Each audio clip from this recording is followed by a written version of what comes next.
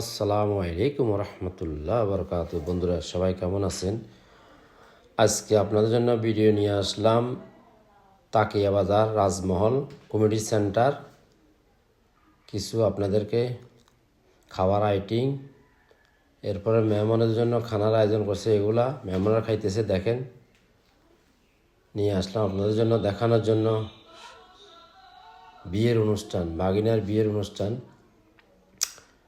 দেখেন সবাই খাইতেছে, বিভিন্ন রঙের খানা তৈরি করছে। তবে অনেক বিরাট কমিউনিটি সেন্টার, অনেক মানুষের আয়োজন, খুব খানা দানা খুব সুন্দর হয়েছে আলহামদুলিল্লাহ।